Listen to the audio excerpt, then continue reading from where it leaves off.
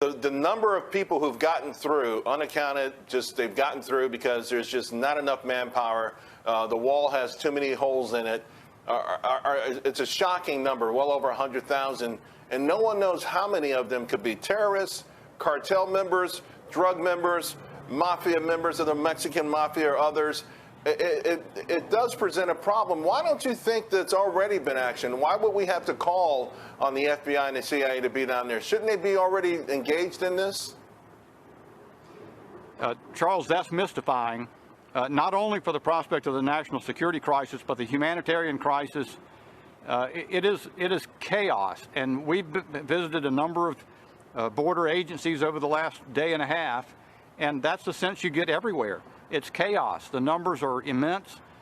People are coming in, families accompanied by children under 7 years old, go under a bridge. They call it TOPS, is the name of the facility. They process them in several hours, and then they turn them over to NGOs who release them into the country, arrange for bus fare and airfare. They're going everywhere in the United States. You have a whole other group that are unaccompanied minors.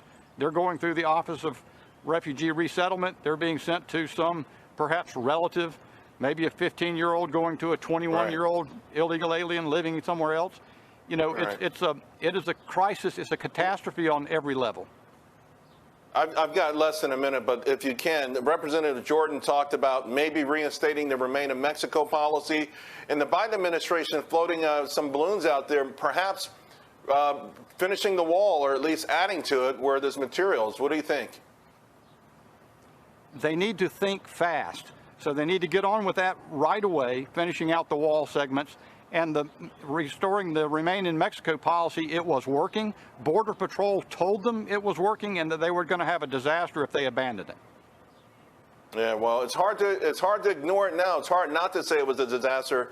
Vice President Kamala Harris on the phone with Mexico's president, but it's going to take a lot more than that. Thank you so much for sharing what you saw with us today. We really appreciate it.